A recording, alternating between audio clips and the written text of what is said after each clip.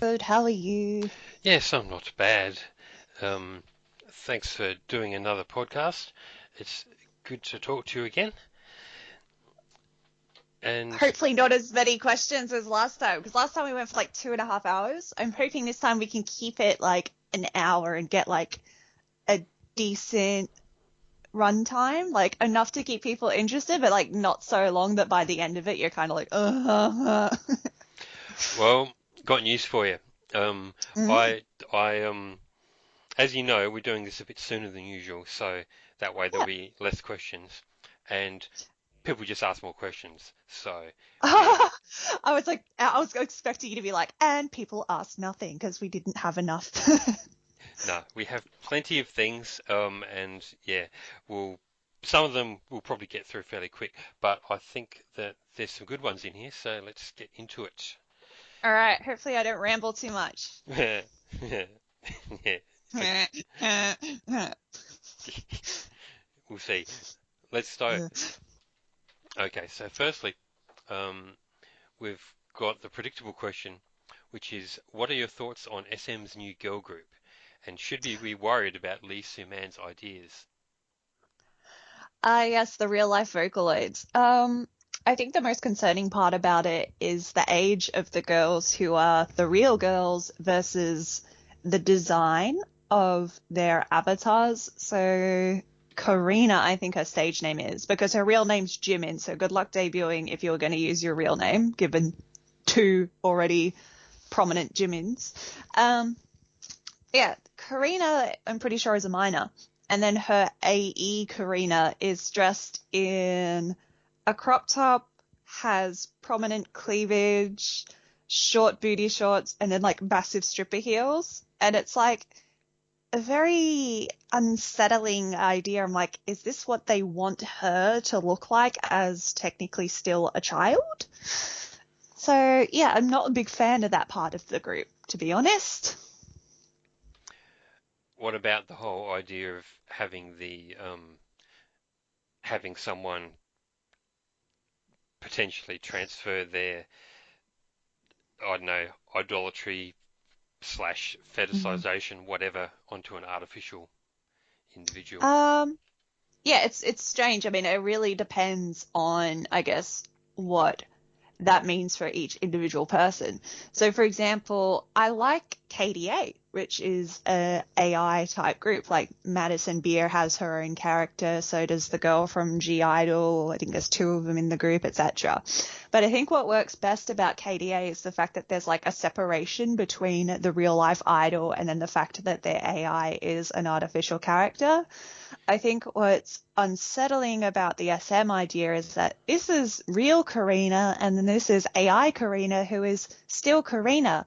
And logical people are going to be able to differentiate between the two because, it's clearly a cartoon. But people who are K-pop fans. invested emotionally, exactly, the majority of K-pop fans do not seem to possess rational thinking capabilities. And it's There's a the quote. lines between the lines are already dangerously blurred between a fantasy and reality. And I feel like this is a bad way of trying to reinforce boundaries. Yeah, I mean, with KDA, I mean, no one's out there thinking that, um, that Soyeon from G Idol is actually, well, whatever character in League of Legends she's playing, because those characters are Yeah. already clearly defined as something completely different. So it's more just like Hmm. it's more like cosplay, basically. Exactly. And that Um, can be fun and it's an escape from reality. And I've got like no problem with that kind of avatar and AI. yeah, And like I whereas, know Vocaloids exist in Japan, and that's Hatsune Miku, and like she's super popular, but again, she's not a real person. hmm, But then we're going into real people here. yeah, so that's interesting. But I'm kind of glad it came out though, because I was really struggling about what to write for my Halloween horror fan fiction, and now I've just got a really good topic. So Yes, inspiration. That's the real important thing about K-pop is what Kpopalypse can make of it in his blog. Get that's your right. priorities straight. That's right. I don't care about anything else really. No, it's Rights of children? Fuck that. so, but yeah, other than that, I don't know. It's I guess Red Velvet's going to get the A now. They'll sort of I mean, they're sort of we going to. can clearly see that, SM doesn't really give a shit what's happening to Irene right now, so I haven't really been following what SM have been doing apart from whatever statement they made. That's all I know. But I know that literally nothing. yeah, I guess that's why it hasn't come to my attention. But obviously they're going to sort of slowly transition from where they are now to the zone that FX are in or CSJH, the Mm, Grace, or any other group mm. that was ever been on SM where they sort of get disbanded, but there's never any official disbandment because they want to Yeah, keep you hanging on and as long as they can. I kind of think that's also really sad because I don't understand why agencies seem to think it's impossible to have more than one group running at the time. Like JYP are kind of doing it with Twice and ITZY at the moment. SM's about to do it with Red Velvet and their group. There's obviously how Blackpink was debuted right after they disbanded 21. And then there's this whole rumors of YG debuting a new girl group next year, year after. It just seems like such a waste. Like, why wouldn't the company, if anything, try to diversify their market and then increase their profit? Like, more fans of a different group means two groups giving you income. Yeah, I don't know, but I know they just hate women. I know that when I interviewed a certain individual who may or may not have been an SM trainee, he told Mm, me, and this was um, right after, not that long after Red Velvet debuted, and he said to me, "Look, mm, he said to me, look, you'll see." He did wasn't, and it was before NCT, and he said, yeah, "Oh look, there's so many talented guys, and I'm not sure what SM are going to do, but it's going to be they're yeah, going to have to do it with a lot of people, but with women, there's like hardly anyone's coming up who's really in the running for anything at all." So, mm, and so that explains a huge gap between Red Velvet and this new group. So yeah. he was right. Mm.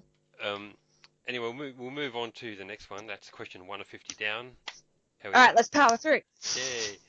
Um, can anyone please explain to me what happened with Big Hit and their stocks? Shit confuses me. Okay, so it's a really complicated thing that I'm not even going to be able to explain properly, but I can give you a pretty quick gist of it. It's like Big Hit created an IPO and they deliberately went into a market that stocks for K-pop companies don't typically go in. So you got SM has shares, YG I'm pretty sure, and JYP have share options, but Big Hit went on a higher level, if I'm using my finger quotation marks, because they're not like the other girls. I think they went into a market that's more to do with like Samsung, and it's where all the real Korean companies go. And then they basically had to set a price for the IPO, and it was like set at way, way over what the company's real value is. Because if you look at any of the media articles about it, all of them are like super positive. They're like, oh my God, Big Hit just went on the stock market. Their sales are so huge. They're so popular. Everyone loves them. They're so rich. BTS are now millionaires. They were already millionaires before, but they're millionaires off these stocks. Well, the stock is supposedly valued at over $1 billion. That's how much Bang Shi-hyuk is made out of it. So if BTS are making 0.2%, that is literally the share they have, 0.2% of the company that they virtually built themselves, that's not the slay it is. That's like capitalist exploitation, but that's a whole other rant. Um, and then the market that they were priced at, let's say it was approximately 300 won or something like that, and then it's dropped already down to like 170. So it was vastly inflated. The company itself is in massive debt, although they basically, it's like taking out a credit card to pay off your loans. Hmm. So they're essentially relying on this IPO to buy out all the massive debt they have, kind of like Trump and his presidency in a way. They have massive debt from all the cancelled concerts that they were banking on this year. They have massive debt from buying out Pledis, because they had to take out a $200 million loan from a bank to pay for that, I'm pretty sure. I've read that somewhere. Maybe it's not super specifically accurate, but the general idea of that, of going into debt to buy lettuce, is accurate. And then there's like a whole lot of other shit that they've been buying out as well. Like I knew they bought out Source for GFriend, and then there's like other aspects of it that are just really illegitimate. One of the people who was involved in this share process, they quit the company like a day before they went on sales, took the shares that they had, and then sold them when they were at like the really high price on the debut of the market. Like they had the share for 300, next day they sell them, shares then drop 170. So it's a pretty big deal for the people in Korea who are kind of like aware of the situation, and they're starting to like ask serious questions about Big Hit, because this is like insider trading and this is illegal. But it's also a bit like the global financial crisis where they're too big to fail, and the media is all up their ass, the Korean government's all up their ass. So whether it's actually going to get dealt with or whether it's just going to lead to like more corruption and more corruption and more corruption remains to be seen. Well, that's a pretty good overview, so thanks for that. You're welcome. I don't really have much to add to that, so let's move on to the next one. Power of three. Yeah, that's right. What is Stan Twitter and how can I find it? I've heard it's Oh, God. I've heard it's a cesspool most of the time, but I'd like to see what the fuss is about with my own eyes. Do you enjoy being doxxed? Sign up to twitter.com. It's awful, but I have a profile on it, and so does Kpopalypse. I keep mine private because I've dealt with enough harassment in my lifetime. I'm just here for the memes. Yeah, so join up to twitter.com, put a K-pop idol as your avatar, tweet a bunch of shit with using some hashtags. If you want to get absolutely ratioed, if you want to know what being ratioed is, just tweet something negative about BTS and see how much you enjoy that. And that's basically the Twitter experience. As a side note, I just paid $15 to tweetdelete.com to delete every single tweet that I've made over 3 months old in one hit. Because people... I had that. Yeah. I had that, and I really should have invested that $15, and maybe my account wouldn't have been suspended. Yeah, it's worth doing, guys. Pay the $15, because if you just get them to do it, if you only got like a few hundred tweets, it'll do it for That's you. But easy. if you're like me and you got like 50,000 literally, then I had over like 100,000 tweets, and then the tweets that I got suspended off, I can send you a picture of it, but it was like, yeah, I've seen I'm them. going to kill the Game of Thrones writers for this horrible ending if Cersei like gets away with it or something like that. It was just like completely out of context shit that was not really the kind of things that you should be reporting. But, you know, if you have the word kill or death or die in the tweet and you report it, it just automatically gets picked up by like a bot or whatever it is, and you're gone. Yeah, that's it. So, so I got suspended for about 5 seconds when one of my tweets got reported just after I posted, what was it? Something about, when I did the Red Velvet Irene post. Obviously some Red Velvet fans got their knickers in a twist, and they did what all the K-pop fans do, and they trawl back through your entire tweet history, trying to find anything that can be taken out of context and report it. Mass report it. So when they did that, I thought, all right, there's still some old tweets hanging around. And then I realized that Tweet Delete only deletes 3,000 of your tweets in one pass. So if you want to get them all, you got to pay for the $15. So I thought, yeah, that's worth it. So yeah, $15 ain't too bad, and like you've built yourself a pretty decent following now. I think you're over 2,000, so yeah, not bad, not too shabby. Yeah, not bad. Not that I really intended for that specifically. The Twitter's really just there for the blog. But you know. But it's like, it's a personal investment of your time, especially if you've been running an account for like a few years, which I had. So when it gets suspended, it's like almost like a diary getting burnt and thrown into the fireplace. Yeah, it's like it's not great. My memories. Anyway. Oh well, and then I just straight on to making another account. I'm back. You can't stop me. I got a VPN. Yeah. Next question. Have you ever gotten high off cane toad hallucinogens? No, I have not. I think that's an episode of The Simpsons, though. I think that might be where they're getting it from, like licking the back of a cane toad. Oh, right. Okay. I wasn't aware people did that.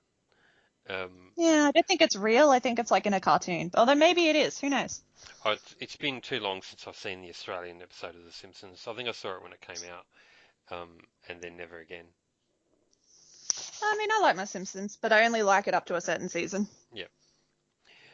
Next question, have you heard of the TV show The Boys? It has a lot of direct parallels with the K-pop industry. The premise has a superhero team that's a highly manufactured artificial corporate product.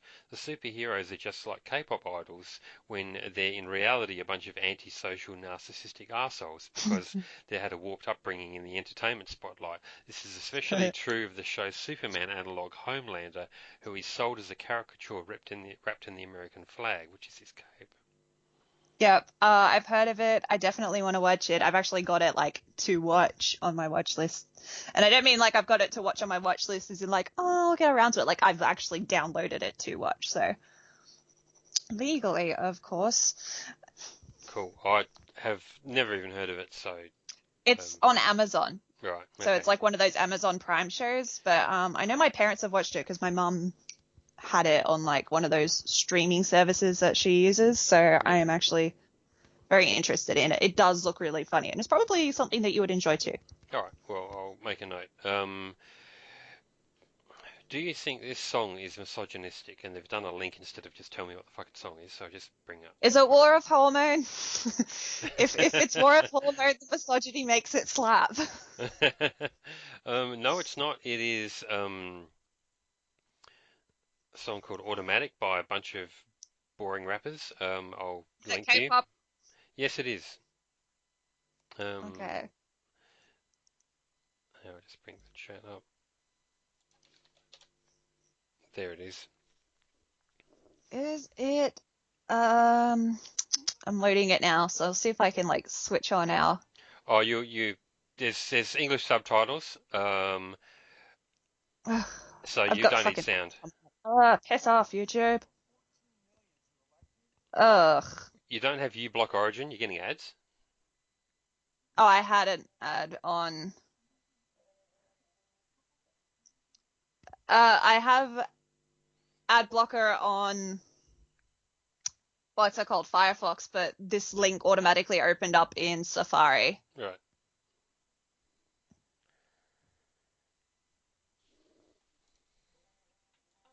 I'm trying to get like subs. Oh, they're already there. Automatic. They're all in the video. Yeah, but they're all in Korean. No, they're not. Keep watching. Well, there's a few in Korean, but Lotta, she got a bag. I will smash it. I'll smash it. Wait. Then I beat it up, Mike Tyson. Okay. he's a sensitive man, isn't he? Hmm. Make a bitch automatic. Eh. I mean, It's pretty standard hip hop stuff, I think. yeah. It's It's just like, pretty. It's not good, but it's not like the worst I've heard. It's not like Iron and Roll Deep. Now that was some shit. So it's not on the Iron scale, but it's just not interesting to me either. not on the iron. How many out of 10 is it on the iron scale? So Iron Scale in a term of misogyny would be like a full 10 out of 10 because it's basically a rape fantasy song, which was written by Supreme Boy, who writes for BTS. And Big Hit thought that that was acceptable and like never apologized for it and still kept Supreme Boy employed and on BTS's discography, even including Map of the Soul 7, as Mm. BTS are end violence against women ambassadors or end violence in general ambassadors. So, nothing says end violence like having one of your primary in-house composers writing songs about raping women. Mm. Oh, um, is K-pop. Yeah. So, it's not like anyone's got any ideology. What's the moral? I don't know. Can I eat it? Um, Next question. Do you like any Doc 2 songs? Or I know you Docky? Docky, yeah, I know, Yeah. I know you don't say it Doc 2, but I always it's spelled Doc 2, and it's just like if you're gonna write it Doc 2, you deserve what you get. Um, It's kind of like Batoost from yeah, Beast. exactly, yeah. Produced, that's good. Produced. Um, Batoost. so yeah, do you like any Docky songs? If so, what are they? Not off the top of my head. Like, I know that I've probably heard of him in passing. I don't really listen to much K-hip hop, to be honest, so Mm, I don't have like a favorite or anything. I think the only K-hip hop songs that I really like, there's a few. I like Epic High. mm, I also don't mind a couple of Verbal Jint songs. Dean, he's not quite like a rapper. He's more R&B, but like I like a few Dean songs. So those are like my main three, mm, but I don't spend like that much time mm. on it to have an opinion. Yeah, Sorry, Docu fan. yeah. As far as Docky and me, I don't know. He's never come up with anything all that great, honestly. He's always just got those weak new school beats. He just sounds like everyone else to me. Mm, Just not really interested. And he's, yeah, lyrics aren't that great either, to be honest, from what I can mm. tell. So yeah, unimpressed. I think that there's better Korean rappers out there. Next question: have you ever received messages like this? And I'll send you a link. If so, did they affect your emotional well-being? And how did you respond to said messages? Is this gonna be like an Ask FM thing? Because like I had Ask FM for a while. I saw some shit. I don't know what it is yet. I'm still loading it. I know. I'd struggle to think of things that could exist that I haven't been sent yet. Because I've seen some shit. Well, let me know if you can load it, because I'm still loading the bastard. I've so far on the chat, I've just got the video you just sent me. I don't have anything else coming up. Really? Yeah. Here it is. Archive. Let's see. Nah, it's just like a question mark. Oh, this is fucked up. So it's a broken link. Oh, that's no good. Next. Broken link. Resend. Next. Next. Do you think that big budget Hollywood blockbuster movies will be a thing of the past in a post COVID-19 world? No. Because like we're still getting a few of them released. Hollywood's all still rich. So I like what is it? That Batman movie is still being filmed in London right now. So I highly doubt that Hollywood's gonna chill. Nah, Americans, they don't care anyway. They're all just going to Nah. get the COVID, and Mm, I think they think they can shoot COVID. nah. I think they got we got guns. We'll be right. We don't care about a America. disease, so they'll just keep doing their thing. COVID's not real. My Jesus told me so. They'll just make the movies anyway, and 10% of the cast would die from COVID, and they won't care because they'll still make their money. It's a tragedy, and we are really sad about all the lives that are lost. But like, my independence means more to me than someone else's survival. So what's the point of surviving if you can't have freedom? And my freedom means I don't have to wear a mask. They'll send their thoughts and prayers. They like doing that. Yeah, thoughts and prayers. All right. Next question. Have you woke up to have found that you've grown a foot-long schlong? What do you think you do within the first 24 hours? Oh wow, I think that's a very different question for you and me. Yeah, I think it is because, well, today I had breakfast and um, Day in the life of Kpopalypse is normal. um, yeah, Um, yeah. So I'll leave that yeah, one to you. what do I do? I don't know. Well, I mean, it's not something that I would realistically expect to happen. And I also don't want to say anything transphobic because I know that's not the genuine process of transitioning, Well, I but don't think we're I know talking that about a genuine process here anyway. I think we can. nah, I think it's more of a like, well, not rhetorical, but like a humorous question. Yes. But at the same time, I'm like, I obviously do not want to switch my genitals, but I do have a close friend of mine who does. So I wouldn't feel comfortable making jokes about that. Okay. Yeah. Well, I don't need Sorry to be boring. to. Mm. That's all right. Look, I mean, I obviously don't need to switch, so I will. I just need to grow a bit extra length, and I don't think that would make much difference. But Next question. If you were a furry, what animal would you base your fursuit off of and why? persona. I don't know. I feel like I relate to cats a lot, so I guess maybe a cat. Just be lazy and like stay at home all the time. I don't know if it's much. I wouldn't go as far as like being a real furry, but if you had to pick an animal that I relate to the most, probably a cat or a sloth. I do love sloths. Hmm. Yeah, I don't know. I think it's something that would really I could really annoy other people with, because isn't the whole point of being getting into your fursuit so you can just go around and grope people and stuff? That's kind of the idea, right?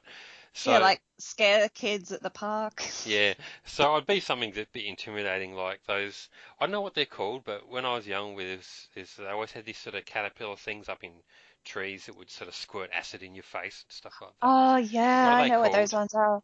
I don't know what they're called, but I know that as a child, I used to try and pick them up. Yeah, yeah. By the way, for all you people around the world, in Australia, in our trees, we have cute little caterpillars that can And they're fluffy and like and they're fluffy black. and they're black, and they squirt acid in your face. And I used to pet them. They they shit acid at you if you Yeah. get too close, and you can get seriously injured. So add that to the list of animals that will kill you around here. But I'd be one of those, um, and then I could. You have to have like a bottle inside Yeah, that's your right. first suit That's and right. you can like squeeze it.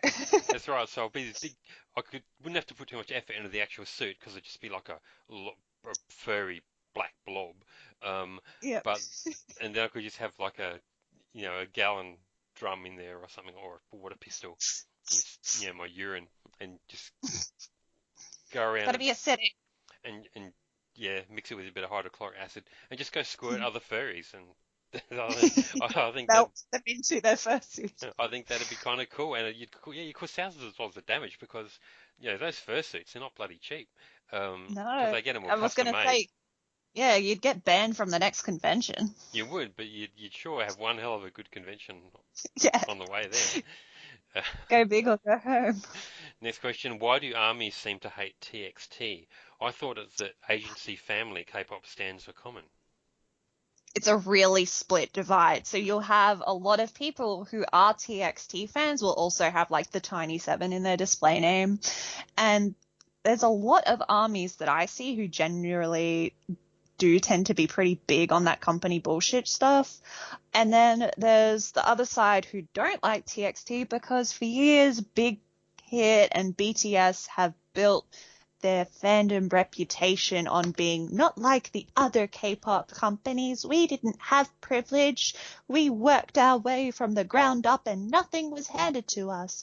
And then now that they're this billion-dollar corporation and there's this new group coming along getting really high budget videos, all the same producers that BTS had to struggle to get to work with them, and then TXT just waltzes into the company building and gets shit handed to them on a platter. Like everything that Big Hit have marketed their agency as not being. It's like, tad hypocritical. So the ones who don't like them don't like the hypocrisy. The ones who do like them have no cognitive thinking capabilities, and that is the majority of armies, I would say. Yep. Yeah, I think I know I've seen a lot of negativity about TXT from armies, like in the rare chances I've actually looked at army accounts and stuff like that. They all seem to not like them, which of course makes me like them more. Um, but I think TXT are an interesting group because they sound completely different to BTS. Um, like BTS's songs, I don't haven't really grabbed me in either way, but TXT, I think they've got some stuff that I really like, and also some stuff I really don't like.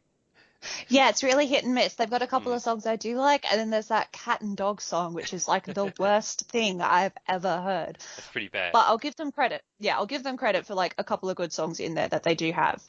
The other problem as well, again, this is one thing that kind of goes either way. You'll get the company stans who love it, and then you'll get like the BTS pop only stans who hate it. Is Big Hit is trying to create their own company universe. So they're taking imagery from BTS's old videos and things like that and then inserting them into TXT things as well. So like, what was it? And it's the kind of really dumb shit that it's also like, is it really worth getting bothered over? No, because it's like, a merry-go-round that was also in Taehyung's performance of Inner Child at the online concert they did last month, and then they put that merry-go-round in the new music video. And there's a couple of them with like their hair and their makeup style, cough, plastic surgery, maybe cough, that they're emulating certain members' visuals and stuff. So it's like, if anything, I kind of feel sorry for them, because there's a group that has a lot of potential in terms of dance capabilities. Vocals don't do anything for me, but I've watched a few of their dance routines and I think that they perform well.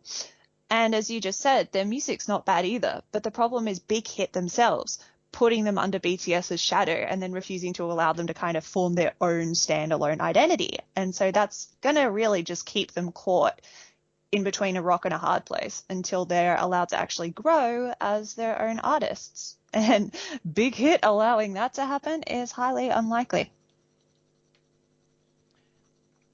I'll leave it there. Yeah. I don't know enough about it to comment, but seems legit. Let's move on to the next question. Your thoughts on this food innovation, introducing meat ice cream?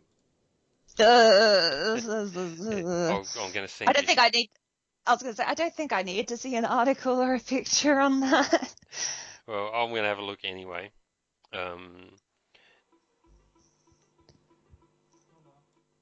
I know that there's a thing on Instagram when Rosé had like a bacon cupcake and she was disgusted by it. So I feel like that's my reaction. Okay. I'm just looking at some video of it. It honestly just looks like normal ice cream. I can't see any difference. Yeah, I'm looking at it and it looks normal, but maybe it's made of like fat instead of the milk or something. Well, a lot of people don't realise that there's quite a bit of fat injected into things like thick shakes and all that sort of thing. So that's often the thickener is actually animal fat. Wouldn't surprise me.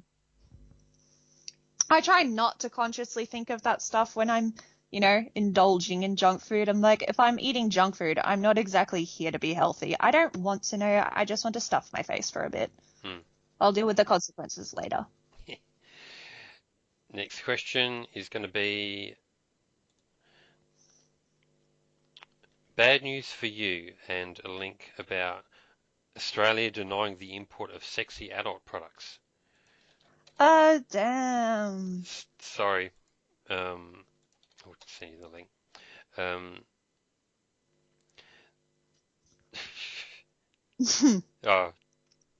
This is obviously one of those.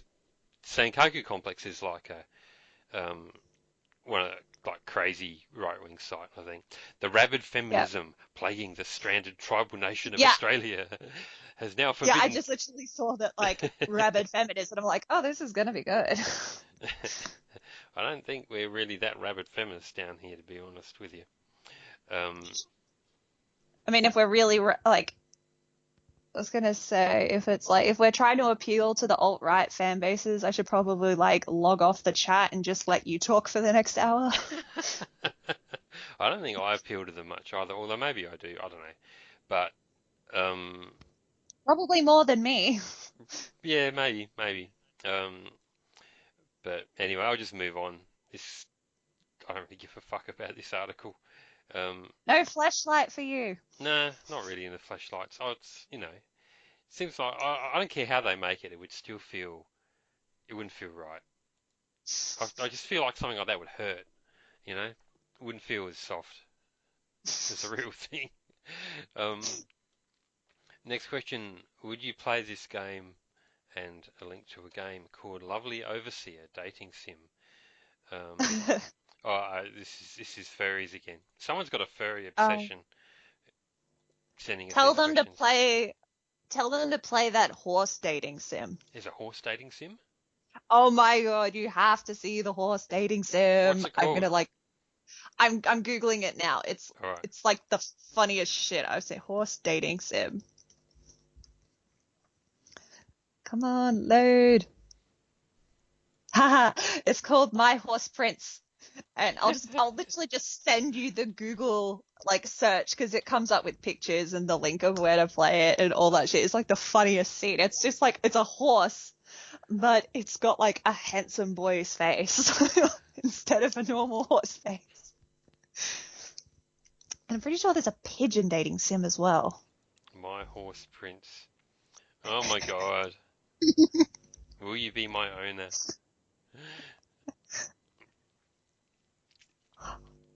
It's got good Oh, and reviews. yeah, it does, like 5 stars. Oh, I'll send you the pigeon dating sim as well. That's good. Oh my God. Awesome. It's Hatoful Boyfriend. I've heard of that one actually. That's on Steam, that one. It's come up in Yeah. my recommended because I downloaded so much perverted shit. Um, it's come up there as well. But I didn't know about the horse one. That's pretty cool. So um, I downloaded this as a joke, but I'm actually invested in the game now. Oh my God. Let's move on to the next thing. Is it more furry stuff? What book are you currently reading? I am currently rereading the Cruel Prince trilogy because I am obsessed with it, and I clearly have not evolved out of young adult literature. I actually just picked up my copy of Shine today from Jessica Jung. Um, Ooh, where'd you get it from? I just got Dimmicks to order it in for me.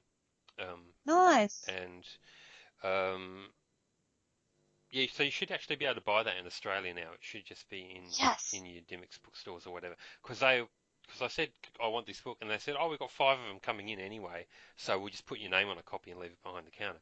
So they were planning to stock it anyway. Um, so you should be able to get hold of it.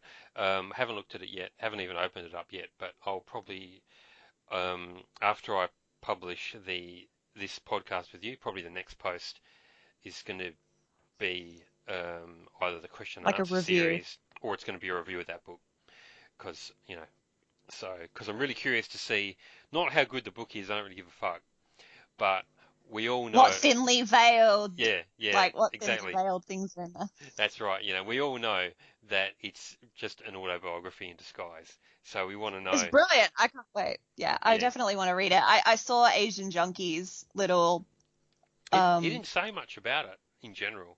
He talked a bit yeah, but about like a couple the things, but teasers, I would say. mm, Yeah, so those teasers got me hooked. I want to know. um, so anyway, that's what I will be reading soon. Next question: do you think that Kpopalypse could pull off this outfit? So obviously this is a question for you, and I'll send you a link. Is it a maid outfit?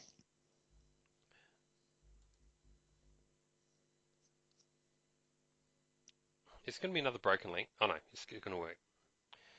Okay. Perfect for the So pub, guys. Gucci unveils £17,000 tartan dress with summing bow waist for men to disrupt the toxic stereotypes of masculine gender identity. oh, it Um, was 1,700, not 17,000. oh, okay, yeah, sorry. That sounds a bit more. Yeah, it You got, seems a bit overpriced. yeah, I was gonna say. Instead of going to Gucci, you should go to like H&M or something. Get it for cheaper. I reckon I could have gone to Goodwill and got that. Probably. It looks a bit like something that'd be at the Goodwill store. I mean, Salvos. Gucci doesn't really do it for me.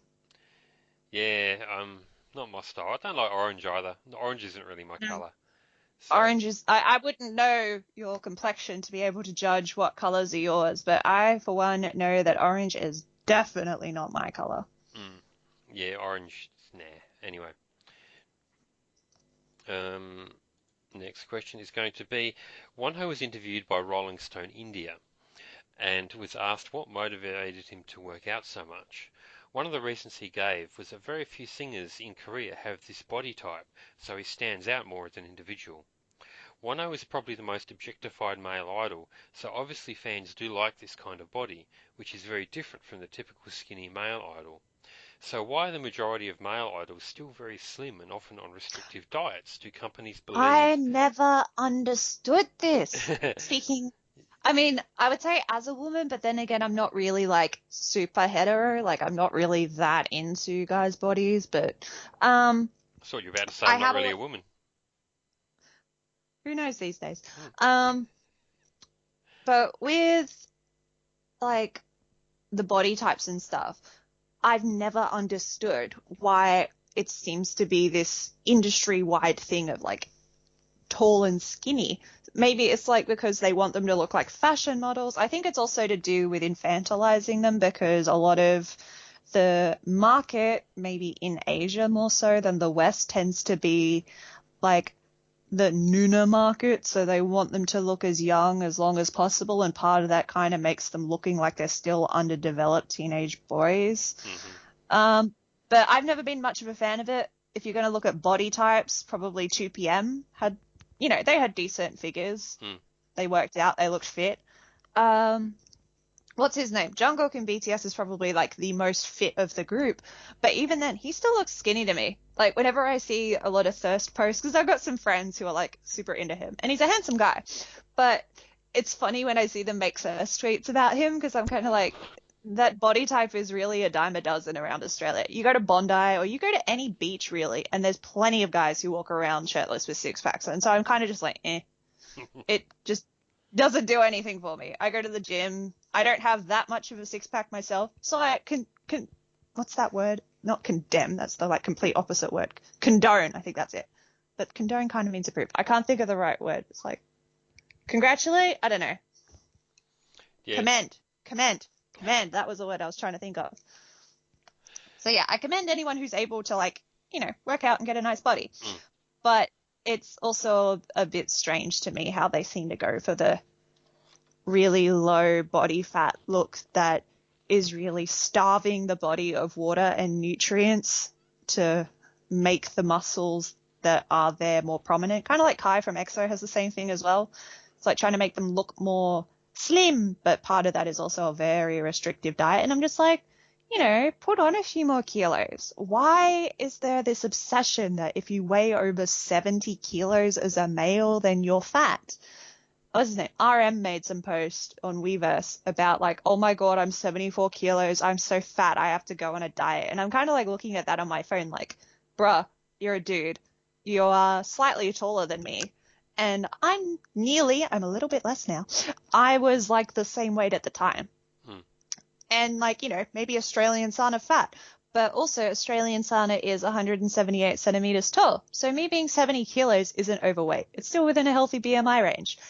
So I don't know, if I'm 70 kilos and all these idols are 65 kilos, I'm kind of just like, this doesn't do anything for me. Yeah. I would literally like squash you if I ever met you.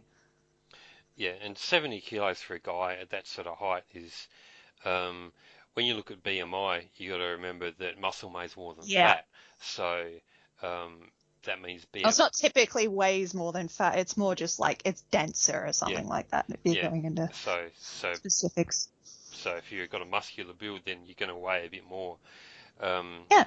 Yeah, but I've never understood it either. I just assumed it was just different beauty standards in Korea, but I don't know if that's really true. I don't know if that's what people who like guys want to see, or if that's more what the market's trying to create because they're trying to sell, it's an interesting thing. It's like, is it the market telling women this is what you should want a guy to look like, or is it women telling the market with their money, this is what we want guys to look like? It's always a bit of a question about how much is us telling companies what we want versus how much are companies telling us what we want in that regard.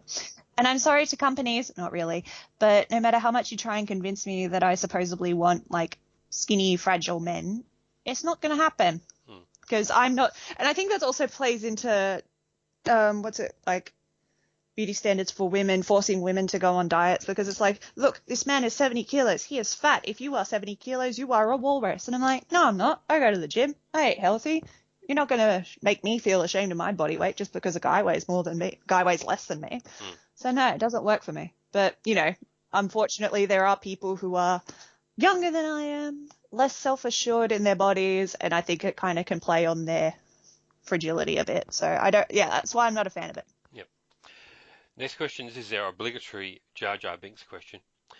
If they put you in charge of making a Star Wars movie focused on Jar Jar Binks, what would the general plot be? And you're not allowed to kill him off. Jar Jar Binks, the secret Sith Lord the whole time. Right. It's a fan theory. Look into it. Jar Jar Binks was a Sith Lord the whole time.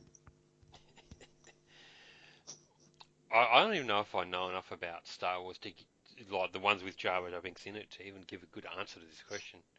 Why Literally one film that he's in, Phantom Menace. does it even have to be a Star Wars film? Why can't we have him in something else? I think maybe you could, because this is like A your own film romance, that you're maybe. creating. You know, It's kind of like how like Han Solo got his own spin-off movie, so maybe you could do like a completely out of canon spin-off movie of the Jar Jar Binks, so it's like Jar Jar Road Trip or something. the Room with Jar Jar Binks. Yes. Maybe maybe Japanese adult video version where Jar Jar Binks is riding the subway and I've seen meet. enough insight to know where this is going. um, Jar Jar Binks and the Hunger Games. yeah. Franchise crossover. Jar Jar Binks is actually the monster in the lake in Harry Potter. Next question. Have a whole crossover. Since Holly is a McDonald's stan, what would she recommend to Kpopalypse on their menu? Depends what you like. I'm not necessarily a McDonald's stan. I really don't eat it that much. It's more just like when I get a craving for it. And the main things that I will eat are the McNuggets, and I will have tomato sauce. I do not like sweet and sour sauce. I like a quarter pounder. And then the Big Macs, you may have seen the ads on TV about Hungry Jacks who are like, some American burger chain is threatening to sue us because of our Big Jack. And that ad worked because I was like, yeah, all right, I'll go try out your version of a Big Jack and see how that is. Totally better than the alternative not ripped off burger Big Mac. So go to Hungry Jack's for a Big Jack. There you go. I wouldn't go to either anyway, but there you have it. Every now and then it's kind of like you just get that craving for like, yes, I want to ingest just like a straight up meal of fat, and that's my choices.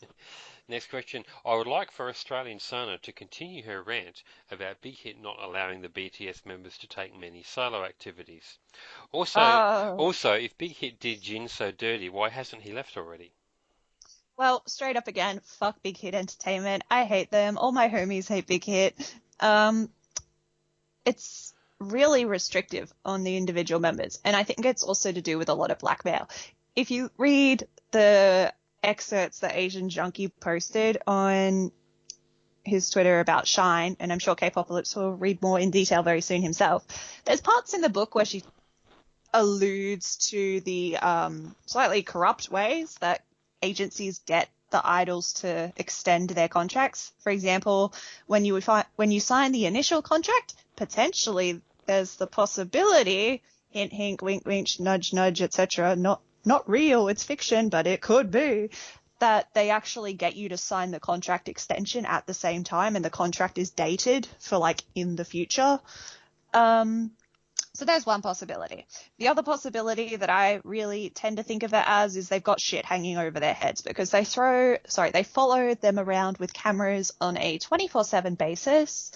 Like, if you look at those documentaries, it's really fucked up, and I don't enjoy them. And I think people who do enjoy them are weird and basically like torture porn because, example, one documentary is Jungkook having an injured foot, and then they give him stitches without anesthesia, and they record the process.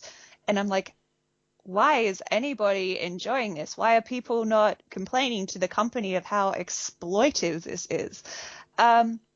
So yeah, if they're following them around with cameras all the time, then they're very likely going to have footage of them from when they're just casually talking backstage about like, oh man, I'm so fucking tired. I don't want to do this anymore. But they've obviously got like a very strict image that they've upheld. So Big Hit would likely have all the things behind the scenes of ways in which they are definitely not like their onstage persona. And if we know anything, it's that armies are extremely diluted. So, you know, if they left Big Hit, they would be shattering the army illusion of, you said OT7 forever or nothing, you're just a fake. Kind of like when Hoyer left Infinite and he copped a shitload of backlash for that, even though his contract literally expired. He's not obligated to have to sign on again. William treated him like trash. So good for him for leaving. But he left at the end of his contract and people were like, you betrayed Infinite. You said Infinite was always going to stay together, and, you know, rubbish shit like that. And then if you look at Hoyer's success as an individual, he's done some good things for himself, but he's definitely not at like the level of sales, the level of fame that Infinite as a group together were. And I think that's also been brainwashed into the members by the company. And some of them buy into it a lot more than others. but they really sell them this narrative of if you try to leave BTS, you will be nothing. You are only popular because you are part of this group. And they like mentally beat the shit out of them. And I'm sure that every other K-pop company does that too. There's a picture that was seen once of like their practice room, and they had rules on the paper saying like, this is how you have to respond to staff. And I posted about it when Irene got in her attitude scandal, because it's like basically a list of rules that the staff can treat you like shit and you have to say thank you, and you cannot ever talk back to staff. So if you do something wrong, you apologize right away. And if they criticize you, you say thank you for pointing this out to me. I'll try to do better. And then if the staff compliment you, you say thank you so much for being so kind to me, kind of thing. So I'm like, you know, this is the standard industry wide. Then Irene telling someone who's a staff member that they're doing their job wrong is going to come across as like a massive attitude, when really she's probably just like, hey, you did a shit job, do better. But that's getting sidetracked. But you get the idea. I'm like, this is the kind of mental breakdown, constant surrounding that they're living with since they were trainees. And then now they're this super popular group, but then you see a lot of their interviews, and even now they're still kind of like, oh, I didn't do good at this performance today. I want to do so much better when I perform on stage. And armies eat that shit up. They're like, oh, he's so humble. He just wants to do so good for us. But really, it's like, that's so messed up. That's like this guy who's arguably one of the number one performers in the country, and even he's still feeling like his performances are shit. What are you telling them? And there's another video, again, documentary, where they're all backstage and they finish their performance, and then the staff come over and basically just criticize the shit out of it. Like, oh, it was okay, but then you lacked all the energy in this, and this dance move was wrong and everything. So it's like they're constantly being told how awful they are, and like, you are only lucky to have your fame. You don't work hard enough for it. So if you're surrounded by this, and then you've also got the threat over your head of, if you ever leave the company, we will expose all your deep, dark secrets because we're not here to protect you anymore. So you need us. It's very emotionally abusive.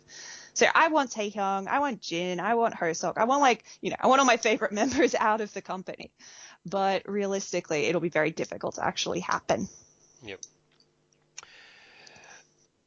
That probably ties into what Melanie from Chocolate was saying about the extreme negativity that surrounded her. And yeah, I've read that interview. She says similar things, that that everyone's just really negative all the time, and that's obviously part of trying to get you to perform, but it doesn't actually pay any dividends. It's also to like control you. Yeah, keep you under the thumb. Yep. Next question. I've sent you 2 links. I think they're the same thing. I think you just... Thoughts on typical American cuisine. 2-pound scramble. This is one breakfast intended for sharing.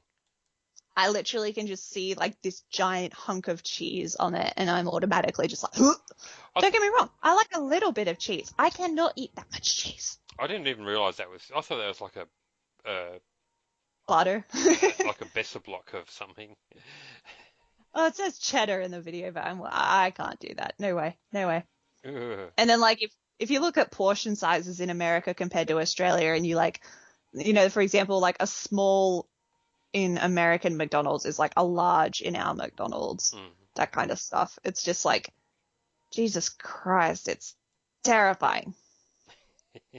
Don't get me wrong. Like I say, I like to splurge and eat, treat myself sometimes, but there's treat yourself and then there's give yourself diabetes. Next question. What's your take on this particular issue? And I'll send you a link. Overwatch police officer diva skin inspires fan art debate over cop brutality.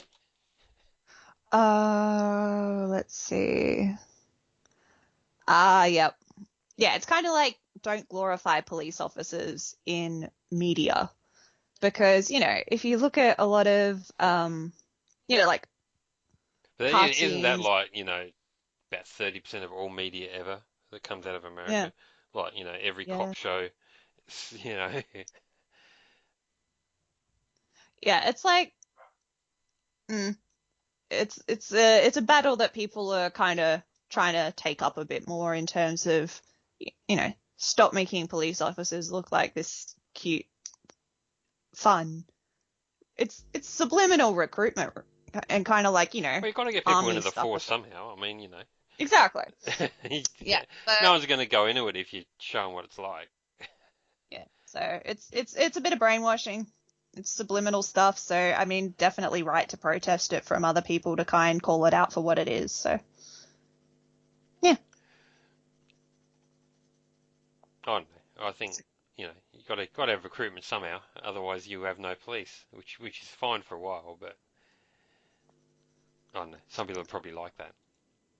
Yeah, it's kind of like finding that right balance between the whole no police thing. I'm definitely in favor of defunding the police and then allocating the resources to different groups that will actually help de-escalate situations. But obviously, yes, police are required in certain situations, but a lot of the time they're being called out to things that they shouldn't be the ones to answer to. And then, in America, it winds up with people getting shot and it's horrible. Like, there's specifically things like for black people especially, or people with disabilities. If you had social workers responding to certain calls, and obviously I'm not talking about things like violence, I'm talking about things like a homeless man who's walking through a drive-through, or like a homeless man who fell asleep in a car or something like that. There's like people call the police for that when really you could be, calling a social worker.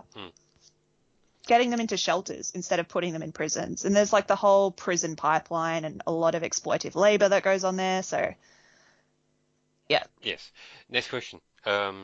Regarding the Jenny nurse cosplay controversy, if, say, a member of BTS did a sexy shirt open doctor cosplay, do you think it would have created the same amounts of backlash, if any at Well, all? it's funny because they've basically done that during Dope era because Jin was the doctor in the group, and then half of, like, what was it? Jungkook was a police officer, and then the rest, funny related to that question. Yeah, Jungkook was a police officer, and then they all dressed up as police officers for the next part, and then he put the costume on again for like a throwback picture in 2017 or whatever. So, male idols dressing up as professions and in sexy ways is definitely not unheard of. But, Jenny's a woman. Jenny is pretty. People are threatened. Yeah, I mean, And it wasn't even sexual. Like, if you look at the outfit, it's not like super short. Her tits aren't out. I'm like, if this is your idea of sexual, I'd hate to fucking think of what your idea of conservative is. Which, like a burqa or something like that. But anyway. yeah, it didn't really do much for me. I've seen her in better outfits. Hmm.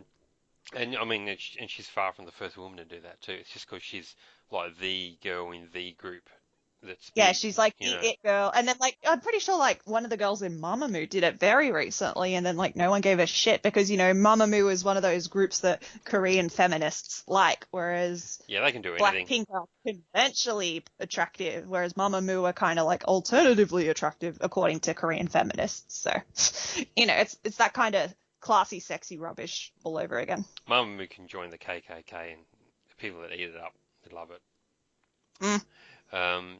Next question. And they're already halfway there with the blackface, so. Yeah. Please rate the Blackpink members by who's most likely to suffocate you the fastest through face sitting. Rose Thick. Yeah? Yeah, I mean, Rose's got the hourglass body. So, I mean, I'm just going to put Rose at first out of bias. You just like Rose, that's all. I do. And then Jisoo has, like, the pear body shape, so she would probably be next. I think Jisoo first because, I mean, and like, she's like my least favourite in the group looks-wise, but she's got the body shape to kill you quickest. It's harder to say between Jenny and Lisa because they're both quite slim. I think maybe Lisa before Jenny, just out of height, so maybe that would, like... I think Jisoo and then Lisa, because Lisa's like the dancer. She's, I think, a bit more athletic than the others, so yeah. she'd be able to. She might not have the weight, but she'd be able to squeeze harder, apply more pressure. Fair. So I've gotten Rose, Jisoo, Lisa, Jenny. That's my four. Yeah. I think Jisoo, then Lisa, then the other two even. Now, next question. Do you agree? Fucking another link. I'd like it if people. Make like a rule. No links. I'd like it if people, instead of saying, "What do you think of this?" instead just write, "What do you think of blah blah blah blah blah." It's a lot. In the link. Right, and then maybe include the link for reference if it's something that requires additional context. Yeah, that would be good. We're coming up to the hour. How are we going for questions? Yeah, we'll be here for a little while yet. Damn it! I'm trying to not bore the readers. It's just an image, and it works. There you go. Dogs might be man's best friend, but a cat will never ever tell the police where your drugs are. Accurate. Dogs are snitches 'cause they're bitches. Ding. Now, question asker, you could have just put that in quotes in the actual question rather than making it click a link, because the picture doesn't actually add anything. It's I think it's funny. yeah, yeah. Yeah, But it's only funny because of the words. yeah, You know, yeah, that's true. so just do that next time, please. Here we go. Thoughts and a link. It's from it's from Fox News.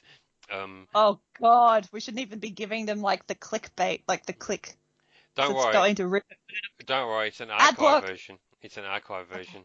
okay. Um, as I thought of that, Domino's UK investigating pizza driver. I don't know why, so I'll just send you the link. Domino's investigating after pizza delivery driver caught rubbing ice cream container on his crotch. uh, Was, was, Gross. was caught on camera rubbing a customer's food on his crotch and then handing over the order. They get a refund? Um, I'd be suing for emotional trauma. About 20 minutes after we received the delivery, we went to get the ice cream out. And weirdly, I had a call from my girlfriend. She said, I hope you haven't eaten the ice cream that Domino's have sent you. She then told me to go and look at the doorbell footage. Oh, at least they caught it before it happened, thank God. Yeah, But you got to think about like all the other people he's probably served yeah. before. So, ugh, men. After complaining to Domino's about the incident, the customer said he was offered complimentary coupons, but refused the gesture as he never wants to eat from the chain again. Yeah, Um, lawsuit. So honestly, it's UK. It's a shame because if it happened in America, you'd probably be rich by now. Honestly, Domino's is the worst pizza ever. It's like the worst of all the pizza chains. I mean, I think if someone rubbed their crotch on it, it'd probably improve it. Improve it. How long has it been since you last had Domino's? A while. Maybe They have. they have improved. Okay, They have. They have. I get the peri peri chicken pizza, hopefully with no crotch. that's an extra you can order. Got to pay more for that. Next question is going to be, hey Sana, am I wrong to think that Jungkook was sexualized a lot as a minor, but now that he's an Oh, you adult, are not wrong at all. but now that he's an adult and more comfortable with sexuality, he's more prone They're to, trying to make him look like a child. yeah, yeah. Yeah, it's fucked up. It's basically like, oh, it's so gross because, I'm a longer term fan of BTS. And back when he was still literally a child, he's on a song like War of Hormones singing, Baby, I'm 18, I know what I want, when he's technically like 17 international age. And then there was really, really gross shit. Like, I vividly remember people on Twitter like counting down until he turned 18 because, when you turn 18, you're magically sexual kind of thing. Like, it's just something that instantly happens overnight. You turn into an adult. Well, But, they might have just been counting down not because of him magically becoming sexual, but because they wouldn't be shamed for liking it because he was yeah, actually exactly. 18. Yeah. It's But, like now I the can dumb admit to shit. it. Yeah, but the dumb shit about that is like, he's turned 18, but he hasn't necessarily released any new pictures immediately as soon as the second hit the 12 o'clock on midnight. So you're still sexualizing a minor using his minor pictures. But, common sense, K-pop fans, never really.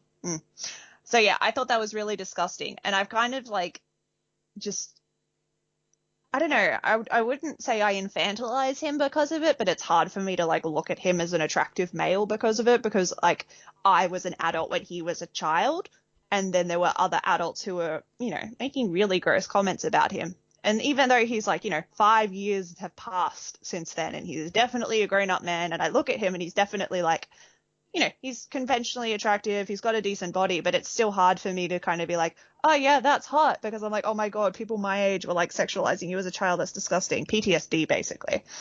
And then the weird thing is now, it's this weird kind of like stay a child. It's more the fans who are really especially the fans in Korea who are pushing him to do it. It's kind of like he grew his hair out, but then everyone complained that he grew his hair, so Big Hit had him cut it into a bowl cut all over again at the start of the year. He's grown it back out again. And if anybody who has followed my account on the long term knows this, Songyol 2012, when Infinite promoted the Chaser, long hair has always been my weakness. So he's got long hair now. I'm kind of like in this really weird phase of like, holy shit, you're attractive because you've got long hair, but oh my god, you're like the guy that everyone was sexualizing as a child. I am really torn and conflicted. Cool. That's basically a yes. We'll move on to the next one Yeah. for AustralianSana, but it says I can answer it too if I want, but I'm not qualified to answer this, so I'll leave it to you. Sure, chime in. The less qualified, the better these days. Haven't you seen the state of politics? Yeah. For AustralianSana, what is the best run BTS episode? And if you can try one activity that they did in that show, what would it be? The activity that I really want to try is they went to like an adventure place, like indoor. It's like indoor amusement park, but it's not like roller coasters. It's like stuff that you can climb, and there's like a thing where Taehyung had to like jump from a platform that's like 5 meters in the air, and he's wearing a harness, and he has to like leap and try and grab this boxing bag that's like extended a couple of meters away. He misses, and it's super adorable. And then Jungkook, who's like, the athletic member, he's like the fastest, and yeah, it's they have to climb across like planks of wood that are suspended in the air, and then like it's rock climbing. I think it looks really, really fun, so I have to find out where they filmed that at. So that's definitely one of my things to do before I die bucket lists. One of the things I think I've done is they filmed at there's Everland and then there's Lotte Park, both of the Korean theme parks. I've been to both of those. Both of those are super fun. If you ever get to go on the roller coaster that's in Everland, it's called the T Express. So much fun. It's like a giant roller coaster, but it's like one of those older wooden roller coasters, so it doesn't have a loop-de-loop, which like rattles my brain, but it still goes really high and really fast. It's like my favorite roller coaster I've ever been on. So those are my favorite things in terms of episodes to watch. There's a few that are fun, like they're pretty funny. There's like that one that they did with like the one that I was just talking about in terms of the games that they play indoors. That one's a fun one. There's like one when they were like, some of them were prisoners and some of them were cops. So I probably shouldn't recommend that in this climate. And then what was the other one that was really funny? They had to like play games. Yep. They had to play games where like it's like not Chinese whispers, but it's like the one with a few K-pop idols have played it, where you basically like have a pair of soundproof headphones on, and then you have to shout the words to each other and then pass it along the chain. And yeah, that one's really funny because like you'll get one of them who says it, another one says it like completely wrong, another one says it completely wrong, and then the last one says it to the one at the end, and then he ends up getting it correct from what the first one said, and everyone who's on the other team are like, what the hell just happened? It's a funny episode. So I don't know the specific numbers behind them. I just know that like I've watched a couple before. They're pretty entertaining. But BTS should be being promoted on like real variety shows and real Korean TV shows instead of just like big hit content only, because it's restricting their careers in the long term. There you go. I haven't seen it, so I wouldn't have a fun clue. Next question: have you played World of Warcraft or any other MMORPGs? Personally, no. I just have never had the computer that's capable of running that program. And then World of Warcraft, you wouldn't need a very good computer for that, to be honest. You could run that on anything. I don't know. The computer that I had when that first came out was like definitely not capable. And then like I didn't have a laptop for a long time, so like my parents would not let me download games because it would slow down the computer and all that stuff. And I have a Mac, so that's not as good for gaming. And yeah, I've got like friends who play these kind of games, and I think they look cool. I just don't have the time or money to really invest in that stuff.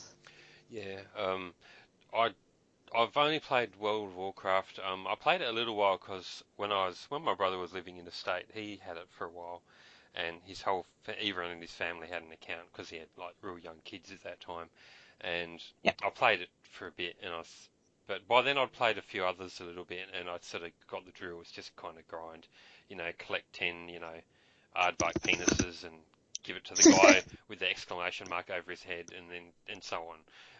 That's kind of what you do. And then after doing that for a million years, you get to do other stuff of some sort. The only other one that I played a lot was Eve Online, which I tried out for a while. Um, but that's that's kind of a good game. It's got a lot in it, but it gets to be a bit like a second job. It's Yeah, and that's the whole yeah, problem with those things. I just don't have the time. yeah, And you got to really invest in it. And what's the point of having a second job that you have to pay for? It's just you know. yeah. What was it? In terms of games that I like Tekken, but I haven't played it in ages. Mm. Did I mention the story about one time that I basically like ended up playing at a convention for Tekken, like a tournament in Sydney? No, no, I didn't know about that. Yes. One of these things, I always forget who I tell my stories to. But I'll try and sum it up as quickly as possible because I don't want to keep everyone here for 2 hours again. But Yeah, go on. damn it. Okay, so I my friend is like the bigger gamer between the two of us, and he was originally invited to participate in like a Tekken tournament for a tag team release of the game that came out. I think this was 2013. It was either 2012 or 2013. I think 2013. And the person he was originally inviting to play with him couldn't make it anymore. So he messaged me and he's like, hey, I need a new partner for a Tekken tournament. And like, I would sometimes go over to his place with some friends and like, we'd play Tekken together or like we'd watch WWE together, that kind of stuff. So I was like, yeah, sure, that would be great. So after work, we met up in the city, and this was back when IMAX still existed in Darling Harbour. And the tournament was held in Darling Harbour, and it had like, oh, fuck me, I can't remember how many people it had. But the first round, I felt so bad for him. First round, the person who I was supposed to verse didn't show up, so I automatically got a pass. And then he lost his first round. So it's like he kind of had to stick around to watch me play when it was his invite the whole time. And I thought we were playing together because this is like tag team, but apparently it's like you played as a tag team when you played your round in terms of like you played two characters. So yeah, I made a pass through the first round. And then the second round, I was like, expecting to get knocked out, but I won. So I won my second round, and then the third round was really, really close. Like the guy won, I won, the guy won, I won, and it was like a best of five, and then he unfortunately won the final round. And I so badly wanted to beat him because like when I sat down to play him, he kind of like looks at me like, you're a girl, I've got this. And I was like, fuck you. And unfortunately, he won. But I got to watch his ass getting beat the next round because the next round, so there's 1, 2, 3, round 4 was when people actually got to play on the giant IMAX screen. So I was like, 1 round away. I was so close, but didn't win. Okay. But yeah, there was the IMAX round, which was like top 16. And then so it went from 16, and then the final 8, the final 4, the final 2. And yeah, he got knocked out in the next round. So I was just like, suck shit. Oh, I'll tell you my story of computer gaming public fail. I went to Avcon with my girlfriend last year because I got free tickets through the radio station. Um, Yay, so, free things. so yeah, fuck it. It's not something I'd ever pay for, but I thought, hey, it's free. Fuck it, let's go. Exactly. So we went there, and there was games and shit, and there was some sort of dueling sort of car racing game or something like that was on the big screen, and they were just inviting volunteers to go up and play it, and my girlfriend's like, yeah, yeah, just go up and do it. So I'm like, yeah, fuck it, I'll do it, because No shame. I got no shame, I'll go up there, fuck it. So I went up there, it's me and all these other people, and and we're having like a four-way sort of death match, and Mm. and because this is on a console, and it's a game I've never played, I don't even know the name of it. I spent the whole time just trying to figure out what the controls were and how to make the car go forward. And Yeah. I was like, Match. yeah, I was literally sitting there up against a corner for almost the entire round and just failing terribly. Yep. Um, and and it was really funny because I just fucked up. And the guy who was sitting next to me, he was actually doing reasonably well. And then he just had a massive dummy spin and threw his controller and um, and I was asking him, how do I play this fucking thing? He wouldn't tell me because he wants to win or whatever. Yeah. And Yeah. and he just had this massive dummy spin. I'm not sure what prompted it. And he just fucking threw his Yeah. controller and stormed off. And they had to hire security to escort him and everything because he was that upset about coming like second out of 4 or something like that. It was crazy. People are strange. Yeah, gamers are a weird lot. Um, Mm. Next question is gaming question as well. Which do you think will be better, Xbox Series X or PS5? I don't know. I guess I'd like been biased towards the PlayStation because it was one of the first consoles that I ever got. Like back when the PlayStation 2 came out, I finally got a PlayStation 1. Um, so yeah, my first console was a PlayStation. I eventually got a PlayStation 2, PlayStation 3, but I haven't had one in years just because I don't play it enough to. I also used to get very frustrated by games when I was younger. Obviously, as an adult, it's a bit different. Like, I don't chuck tantrums like that guy in public did, but, you know, as a 14-year-old with undiagnosed autism, I used to get really frustrated when playing Simpsons Hit and Run.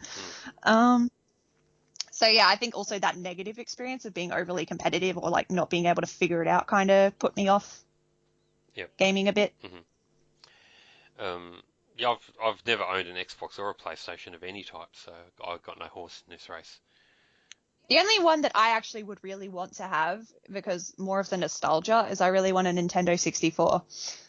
I want a Nintendo 64, and I really want the game Conker's Bad Fur Day. Best game I've ever played, but it's like $150 on eBay. So, you know, if any rich Kpopalypse listeners who enjoy Australian Sana's rant want to, like, PayPal me $300 so I can buy a console and game of my childhood that I used to play with my friends, hit me up.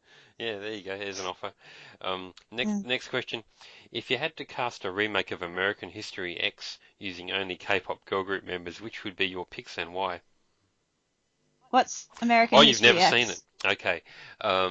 I guess this is a question for me then, but American History X is a film that I think came out in the late 90s, early 2000s. Starred Edward Norton. It was Okay. one of his first big roles. And he was I'm thinking is this Malcolm X? no, no. Um, Okay. and he's a neo-Nazi in it, or Uh, someone not, or at least someone sympathetic to neo-Nazism. And I think I can't remember what happens, but basically, bit of spoilers alert, I guess. But he kills I think he kills someone or does some crime, goes to prison, and somehow in prison he sort of gets over his racism and sort of emerges from it, kind of changed. Um, oh, it's funny because it's fiction, because you know it's fiction with the prison system actually reforming someone. yeah, well, it doesn't. Like he befriends a black person in prison or something like that. Hmm. But I mean, honestly, I don't actually think it's a very good film. I think because that whole change in his ideology is never really Yeah. explained. You know, it doesn't really make that much sense. It just seems to be very random. Um, Mm. but and honestly, the question is really hard to answer because really that black guy and the main guy in it, who's played by Edward Norton, are the only two characters I even remember in the film Mm. anyway. Um, but I think Edward, I mean, you'd need Wendy from Red Velvet surely, or I mean, she's not going to have much else to do now that Red Velvet are probably going to be, you know, put on ice. So break her into movies and she can. Um, it'd be cool to have her in that scene. There's a scene in jail where where he's kind of new in prison, and Edward Norton made this big display of taking off his shirt, and he's got this big ass swastika tattoo on his chest, Oh dear God. and and and and then at that point everyone sort of knows what side he's on. So I think Wendy should probably adopt that, and she can go to the women's prison and sort of rip her top off, and she can just be in like a bra or something, and she can have a swastika Oh dear God. there or something like that. And I think you could do some impersonations just to just to complete the look, and and then maybe that's how she can develop the friend with a black person because she can say hey, can you rate my impersonation? Is this like you? And they can go, maybe 7 out of 10. Work harder, and and they can have an inspirational friendship or something. Yeah, I'll leave that one up to you. Yeah, cool. But yeah, watch it sometime. American History X. Look, it's not an amazing film, but it's worth seeing just for I don't know, the cultural factor, I think. Next question: Do you think that Itzy's Yeji would stand out less if she had double eyelid surgery done? I don't know, possibly, because like I like her single eyelids. I think she looks pretty with them. And they're also, I guess, because everyone gets the double eyelid surgery, the people who If you don't keep have it, their stand out. Yeah, therefore stand out, funnily enough. So, I mean, I like the message that she sends by keeping her original eye shape because, so many people in Korea, especially girls, are pressured into getting plastic surgery. So, Mm. I mean, I'd like to see it become a bit more of a trend of embracing natural features. Yep. I'm just looking at it now because I couldn't even remember which one in the group she was, to be honest. Um, She's the one that kind of gets memed as looking like the dragon from How to Train Your Dragon, oh, right, okay. the white.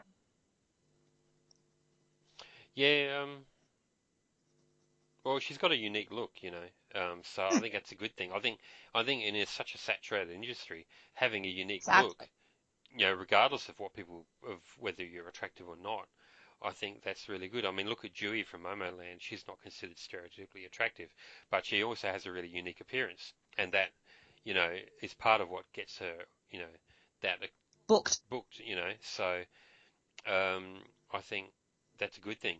And I'll actually, because of this question, I'll probably actually be able to pick her out of the group now, which I wasn't able to do before. So, Good job, whoever sent that in. Itsy promo. yeah. Next question. Momoland's Nancy is mixed race, part white and American. Do you think she would be able to get into one of the big three agencies, or do you think the K-pop industry's racism would have rendered that a pipe dream? Well, Somi obviously would be proof that she could get into two of them. Yep. And then I think SM has a bunch of mixed race trainees. Whether they debut or not is another thing. Whether you'd want to debut as an SM avatar is another thing as well. There's it. Um, yeah, I don't know. Who knows? I think they're okay with mixed race as long as you've got some Korean going on. Yeah, It's when you're like completely not visibly. Korean. I think that's when it's an issue. I think it's Mm. more. Um, I think they can cope with the mix. What's his name? Kai, like Hwening Kai from TXT. He's mixed race, mixed American. Mm. And then Vernon from 17, mixed American. So there's quite a few of them. Mm. Next question, and this is a very good question actually. I've often asked myself this when looking at Mm-hmm. things like Dracula movies and also Twilight or whatever, or anything to do with vampires. So we're going We're vampires, going yep. vampires. If vampires are supposed to be dead with no blood flying through their veins, how do you Hmm. think they get erections? Honestly, have asked the same thing. Yeah, It doesn't make sense. yes. Mind you, I've never seen anything.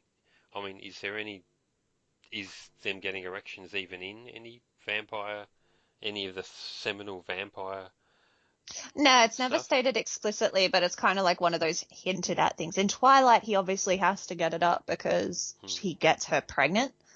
I guess like the theory can be that if all their other functions are capable of existing without blood, then that one could be as well. Hmm. But it's a bit of a weird thing. It's like one of those, suspend reality because we're also believing that this creature can't go out in sunlight and can't do this and can't do that and can do this and can do that with like all the other supernatural powers that come with vampirism. So, yeah. I guess if you can't get an erection because you've got no blood inside you, and you actually can get someone pregnant, then that's like a real Mary Sue thing. That's like saying, yeah, Yeah. she's so amazing that even someone with no blood could, get an erection Get it up for her. and Yeah. spoof inside me, So that's that's how I read that.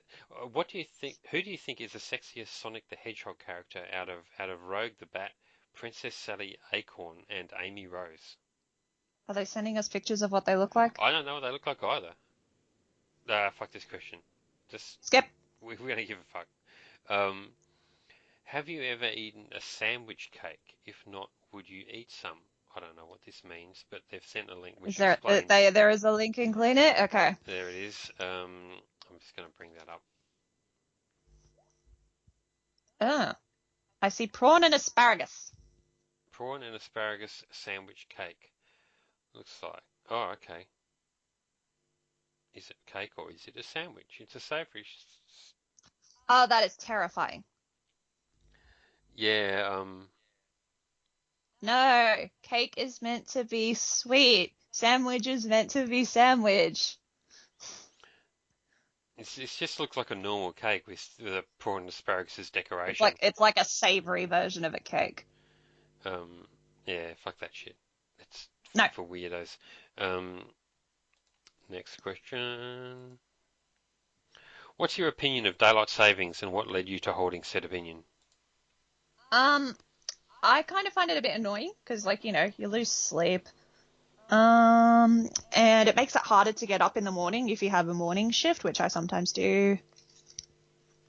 So I don't know. I'm kind of like not really a big fan of it, but then I also don't like how if it's not consistent across the country, then it kind of just fucks up the timeline even more. Well, yeah, I think it should be abolished globally. It's stupid. Yeah. It's just confusing bullshit. I mean, well, I don't want more sun in the evening. Well, fuck your sun in the evening. Just why do I Like, want that? have you seen how pale I am? Do I look like a person who gets sun? Do I look like a person who wants to go in the sun? Yes, like I don't give a fuck. Um, and it's really annoying because like at the moment where I drive to work, I drive I'm driving like really early and the sun's always in my eyes. And then just Yeah. just when it gets to the point when I when the sun's kind of already too high up in the sky where it doesn't get in my eyes, then that fucking daylight saving kicks in. Yeah. And then it's right in my fucking eyes again, and that shits me off. So fuck your daylight savings. I think it's bullshit. I think I that's hope you've got a good pair of sunglasses. no, I don't. And so, but Where's sunglasses the investment? But sunglasses don't help because, sure, they make the sun dimmer, but they make everything else dimmer as well. So you've still got the same amount of contrast. It's the contrast that's the issue, not the amount of light. So, Interesting. um, it's, It hurts your eyes less. yeah, maybe. I don't know. But, yeah, just daylight savings can kiss my ass. It's bullshit. Um, Next question. What K-pop girl groups would you recommend to each of these people and why? Batman 1966, Adam West. George Clo- George Clooney George Batman, Clooney. the one who had the nipples on his costume and a bat credit Yep. card, and Christian Bale Batman. All right, well, I'm going to go G-Friend for all of them, but I'm going to give them different eras. So the You put way too much thought into this question, and you've only thought Adam about it for one West, second. I'm a genius. Don't mock it how quick my brain works. All right, so Adam West Batman is getting Navalera era, which is, their retro-y more. I know that Adam West is more 60s, but Navalera can kind of work in the 60s, more 70s. But yeah, Navalera era for Adam West. Then George Clooney Batman is like kind of 90s, but also has like a bit of an 80s aesthetic to it. So he's getting fingertip era. And then the Nolan Batman movies, which I'm a huge fan of. I'm trying to think of like what's the best song for Nolan Batman There is no because Nolan Batman.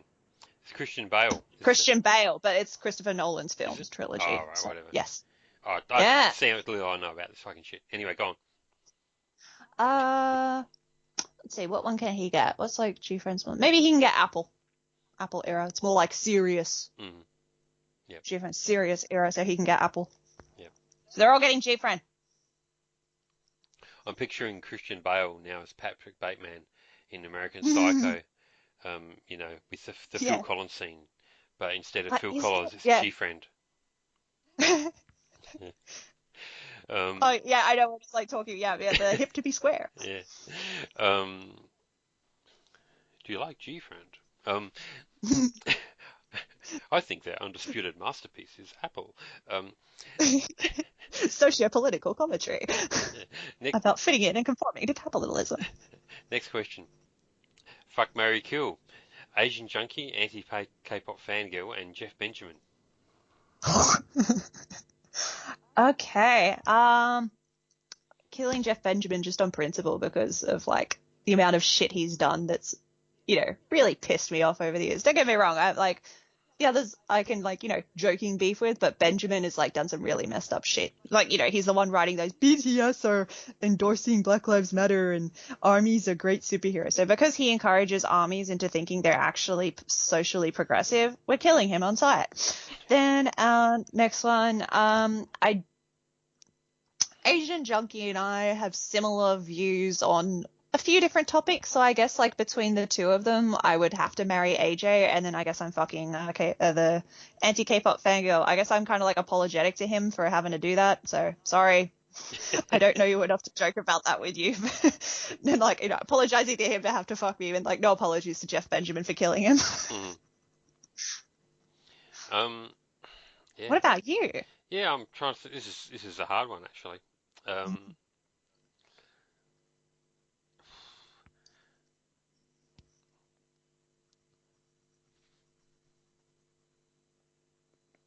oh man, it's difficult. It's difficult. I don't know if I can do it. Just the question you've had to think the hardest on. This is It's more. like of any interview that we've done, like all 15 of them, if not more, this is the one that has evoked the deepest thought. It is. It is. It's a hard one. Um, I don't know. Maybe I'd marry Jeff Benjamin because he'd probably have some cash from writing all those BTS Yeah, articles. get Then I can, get those connections. yeah, then I can get a divorce and take 50% of it. Um, and so, um, I'd probably, I'd probably have to fuck anti-K-pop fangirl because he, I think he really likes Boa, and Boa's a good dancer. So I think he would like. I think he'd have some good moves. I think he'd be able to do some good positions and stuff like that. AKF is getting lucky. You know, I think the bar would be high. Um, so I guess I have to kill AJ, which is not that big a problem because that's one less sport fan, so one less person writing sport articles. So not such a bad, not a great loss for society. Sorry, AJ. Assuming he even listens to this. He probably thinks I'm serious, but no, no. He'll be filing the restraining order. Mm, um, Putting you on an FBI watch list. something like that. Oh, another fuck Mary Kill is too. We'll do this, but I think we've got to have a rule: no more than one of these per episode. I might actually save this as Good. the next one, so we'll move on. Yeah. We've got enough Yeah, fucking all right. questions. Next one. Do you think certain K-pop groups should address how toxic their fandoms have become? If yes, in what way should they Yes. do so? I feel like they definitely have to take a level of accountability for it because they directly profit out of those fan bases. So therefore they are encouraging them, especially, the obvious one, BTS, because they're running this end violence campaign. So they get all this like media attention from how good their fan base is. Their fan base raised this money. Their fan base is part of an end violence campaign for UNICEF. So if you want to get all the positive attention from all the good shit you do, then you have to be held accountable for the negative as well. Like, it's just, you can't have one without the other. I think it's completely unfair, very unbalanced, very biased. So hold them accountable. But how? How do you address it? What would Um, you want them to actually do? well, for starters, I want the media to, start fucking covering this shit properly. We managed to get like a couple of articles that are being written over the doxing problem that's going on in K-pop, especially with black women being disproportionately the target of doxing from armies. There's a few articles that are about it. If you're interested, you can read up more on it. And I know one of the people who have been like pushing for these articles to be written. And it is so fucking hard to get outlets to take it seriously and to publish. But it's super easy that whenever, BTS armies trend Black Lives Matter, they get 50 fucking articles written about them. So, start reporting on this shit proportionately. But what should the idols And do?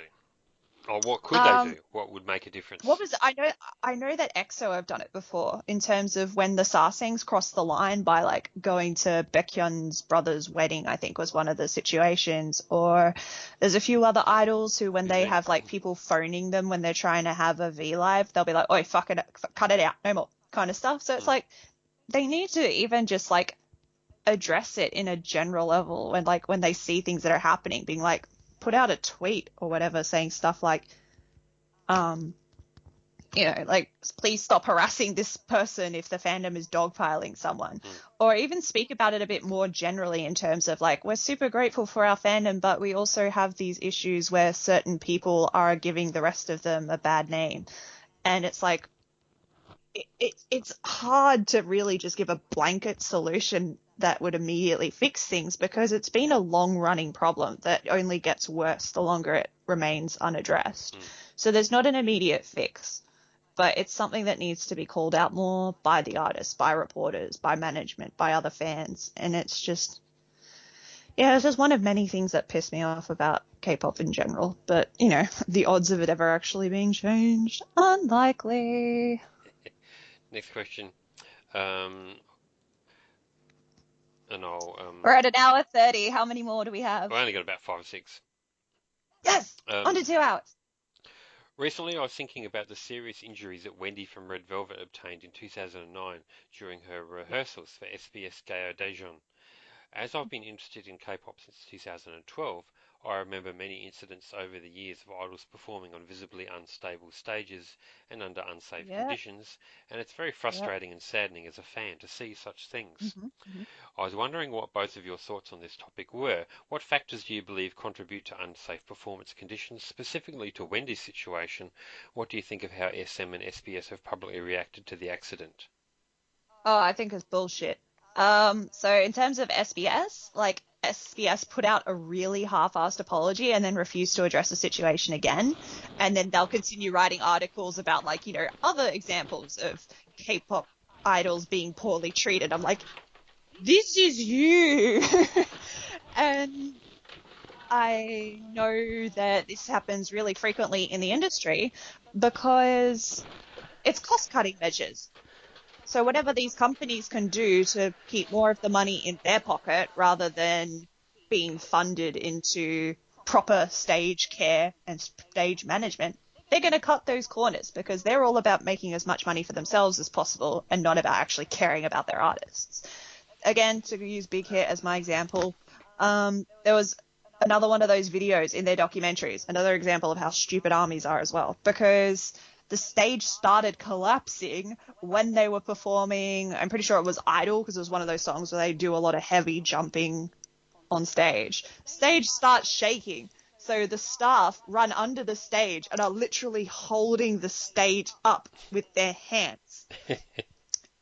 And do you know what armies say about this? Oh my God, it just shows how much Big Hit care about their artists. They're willing to sacrifice their bodies to make sure that they stay safe. This is the best company ever. I was like, oh my God.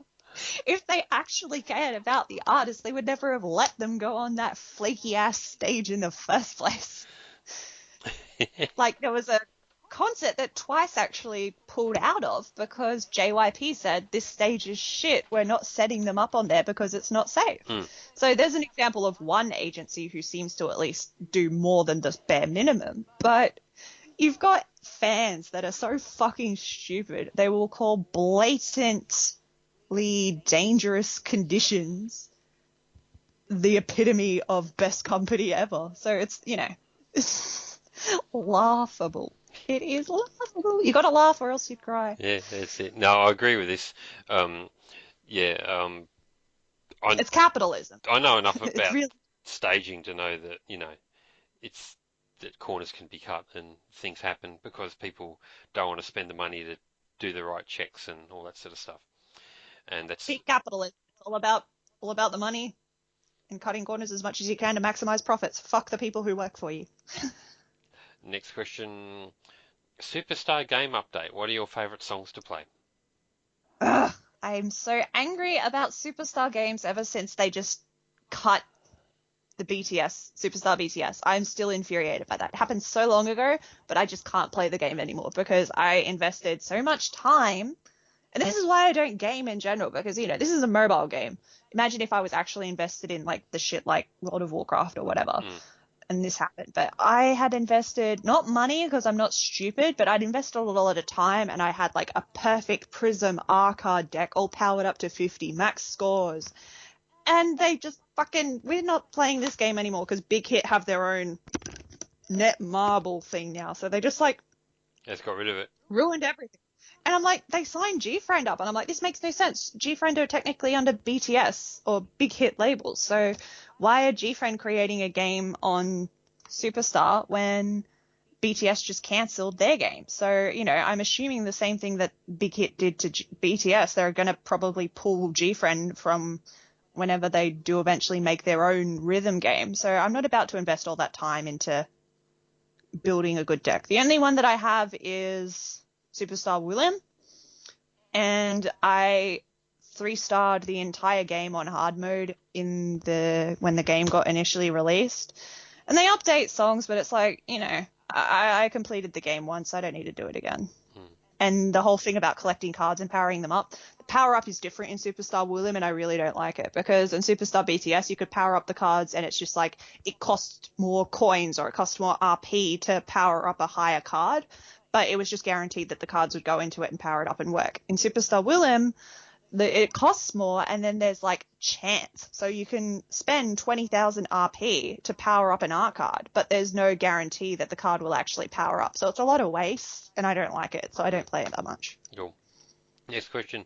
Thoughts on having maids seem as a form of slavery? Thoughts of what, sorry? Maids. M-A-I-D-S. Maid? Yeah? Seen as a form of slavery. Hard thing to really Aren't they a form of slavery? It's hard to make a blunt comment on it because in some ways, yes. I think it's really easy to exploit them, especially if they are coming from other countries. Like there's huge issues about this in especially Arab countries like Saudi Arabia and migrant workers from the Philippines, and like horrible treatment that they put them under. Like they'll steal their passports so they can't run home, and then they're stranded, and then there's like stories about them being, assaulted, murdered, all that kind of stuff. So there's definitely slavery involved. And yeah, it's something that needs to be taken care of in terms of like the workers need to be taken care of. If you've got someone in your house that is taking care of your kids, making sure that you have a nice place to live, and you're the kind of person who is wealthy enough to be able to afford a maid, you fucking treat your maids nicely. If I was a maid and I was getting shat on, I mean, you got a lot of power as a maid to fight back. You can, get the kids and drown them in the toilet or whatever. If only it was that easy. I don't know, spit in their lunch. I don't know. I'm sure you could think of some stuff to do or fuck with them, but anyway. I reckon they'd be sorry they fucked with me, put it that way. You'd rise to the occasion. Yeah, hell yeah, why not? I mean, you're trapped anyway. You might as well, you're probably going to get killed. You might as well go out with a bang and, if you're going to be killed, why not? Take a few. You're going to be killed either way. Take a few little spoiled shits with you. Opinion on that journalist who had to interview V on a separate occasion because armies are upset that there was no V snippet or answer on the original article. I feel sorry for the fucking journalist because, like, the comment that they then had to go back for was just the most generic, boring shit, copy-paste answer. It was just... They went back and asked him the question because he didn't answer, and it was something like, "Oh, I'm so grateful for armies, thanks for everyone." And it's just like, fucking hell. The thing that pisses me off constantly is armies will do performative shit like this to, like, we care about Taehyung. He didn't get to say anything in this interview, when really all they care about is, like, he has to talk about us. He has to tell us how great we are because we need it to feed our own egos. But then when Taehyung's solo song Sweet Night was boycotted by the Korean members of the fan base because he charted at number 1 on Melon, and then that out-charted On. So because he was out-charting the actual BTS song, they were like, nah, we're not doing this anymore. And they completely boycotted him entirely to the point that he, like, free-falled out of the chart straight after. So, you got the fandom actively boycotting the member, and they don't give a shit. He doesn't say one kiss-ass comment in an interview and it's raise hell against a journalist. Where's the raising hell for the fact that he hasn't had a drama since 2016? Where's the raising hell for Seokjin because he was promised to debut as an actor? So he was basically misled into signing with this company and is now basically, exploited under these horrible working conditions. Where's the outrage over Jungkook's injury being broadcast on a drama or a documentary, especially the fact that they didn't give him proper anesthesia? Where's the outrage over the stage borderline collapsing? But instead it's like they praise the absolute bare minimum out of a company, but when it's someone else who's very much easier to target, like a singular journalist that they can annoy the shit out of and ratio on Twitter, then, oh yeah, we've got voices, we're loud, we're powerful, look how scary we are, we're bullies on the internet. Okay, fucking go off then. Yeah, I thought it was a shame that they even went and did the second interview. It just sends a message that it's all right. Get a fucking backbone. That, it's that if you harass people, you get results, That's army Twitter in a nutshell. Harass people, get results, and it further encourages them. So yeah, fuck it. It's bullshit. It's like, your cat scratches the door, you open the door, then the cat, every time it wants to get through the door, it will scratch the door. So just don't fucking open the door. Simple. Throw the cat out the window. Yeah, easy. This person also said, by the way, I finished listening to episode 12 podcast. Just now did I realise I could have used the auto-generated closed captions instead of waiting for the transcription of the podcasts. Yeah, but then they also like fuck it up a few times because it's it's auto generated. Yeah, it's Australian accents. So I don't understand what we're saying and shit. No. It's pretty useless. There's Shout out to the person who does sometimes transcribe our stuff. I'm sorry. I'm trying to keep this low for you because the amount of effort a 2.5 hour podcast would take to transcribe, I wouldn't do it. Yeah, I'll stop doing them. I couldn't do it. This next question, there were actually a few like this, but they were all essentially the same question. So I'll just Yep. ask you one, which is, can you guys talk about the Free Britney movement? I don't know I am a huge supporter of Free Britney. It said, I don't know if Kpopalypse will know much, but I know AustralianSana is a Britney fan, and I figured she would have some Yeah. perspective on it. Yeah, so the Free Britney movement comes down to her conservatorship that she was forced onto. I think it was a long time ago. It was back in the early 2000s, like 2007 maybe a bit later. I'm not that good on the exact year. But it was back around when her album Circus was released. So, yeah, maybe 2009. But the conservatorship... Oh, no, sorry. I'm getting my dates mixed up. It was the album Blackout. Blackout was like right in the height of her mental breakdown era. Like, Britney shaves her head, she smashes the car with the umbrella. So because of that, she's mentally unstable, can't look after herself, has to go on a conservatorship. And it's done under this guise of, we're doing it for you, we're helping you. And okay, so initial conservatorship, maybe it has some rights. But the fact is, she's now been on it for I think it was 2007, because I think she's been on it for 13 years.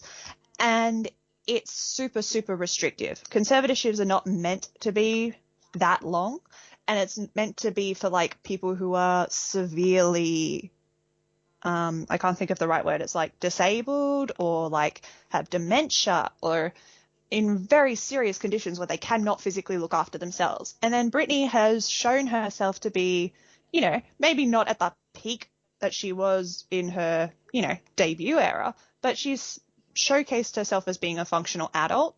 She's somehow capable of performing residencies in Las Vegas. She's released multiple albums. She's had credits in her music on some of those albums, so she's written songs. She's capable enough of writing songs. She has a boyfriend. His name is Sam. I can't remember his surname, but I think he's a personal trainer. So yeah, there's steps that she's taking that show that she's a competent human. Her dad is the one who currently owns the conservatorship, and therefore he gets to have a massive share of her personal income. So he profits off of anything she does. So it's a huge thing to basically control his child and force her to do work so that he can make the money from it. And then a part of this conservatorship as well that I read that is horrifying is the fact that her money is going towards the lawyers that are arguing to keep her in this conservatorship when she's trying to get out of it. So she has to pay for her lawyers arguing against her own interests. And somehow this conservatorship is meant to be in her own interest. It's very hypocritical. It's very contradictory. It's very dangerous. It kind of forces her to be on certain prescriptions of medication. Yes, she clearly, needed help, and that can come in the form of medication. Speaking as someone who does take medication, I swear to God, some of the ones they put her on are much too severe. There's pictures of her on her Instagram or videos on her Instagram where she's twitching or quite erratic. And it also restricts other freedoms. She can't have kids. It restricts her ability to see the 2 children that she already has. She's not able to get married to her current partner. So it's just we talk about how restrictive K-pop is. This is an SM contract, but it's run by your parents, and they're even worse than Lee Soo-man. It's horrifying, the conditions they're putting, and she's not a poor girl anymore. She's a poor grown-ass woman that they're doing this to. I think it's horrific. So yes, Free Britney. There you go. And please research the Free Britney movement and read about it from people who are more articulate than I am, because I do genuinely love and care about Britney Spears, and I want her to be free. There we go. Last question. What's better and why, Christmas or Halloween? Christmas, because I get presents. I think Halloween because I get to write a Halloween fan fiction. which is coming up. I'm sure you could do that for Christmas too. Yeah, for Christmas I got to write a bloody post reviewing all the Christmas songs, and they always suck. Oh, And they always suck. I don't bother with it.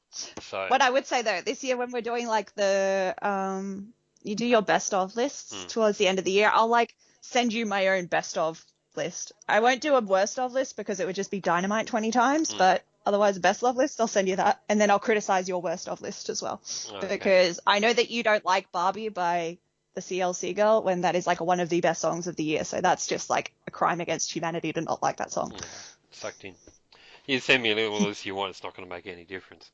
But um, I think we do broadly like a lot of things We have similar. similar tastes, and then like, well, I was telling you before you reviewed it that Luna's song voice was amazing. So like, I don't give a shit about their comeback track. I only care about voice. Yeah, I think that was Lee Man Sabotage, by the way, because like he wrote the other song, and yeah, like he's apparently investing in them as well. I'm like, he's trying to sabotage them so that he's giving them the like NCT noise music, so that they don't threaten his new girl group by actually releasing good music yeah. and getting fans. Oh, I think it's more just that, because he did invest, they want to appease him by saying, well, okay, we'll make you on the track to feature.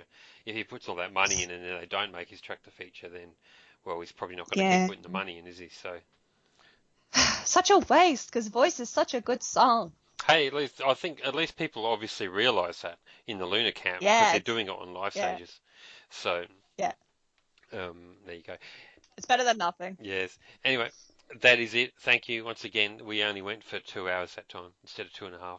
Hour and 50. Hour and Hour and 50. 50. We're trying to get it down to an hour and a half and then maybe even an hour next time. Yeah, We want to have like easy to digest podcast times. that's right. So yeah, keep your questions coming. Appreciate it, and try not to send links. It's too hard to Yeah. click on that shit. Just don't put a link. Just ask. Have the balls to ask what you actually want to fucking ask, or Yeah. put a topic down, whatever, you know, and then we'll do it. Yeah, and thanks, Australian Sana, and we'll be back with this again. I don't know, maybe we'll do another one Christmas time. Yeah, we'll try and do one like once a month Yeah, so that we can like churn through the questions a bit quicker. yeah, it's been about a month and a half or so, so we'll try Yeah. and keep it something like that. Anyway, thank you once again, and I'll leave you, so have a good night, and we'll talk again soon. All right. Catch you later, cunts. Bye. Bye.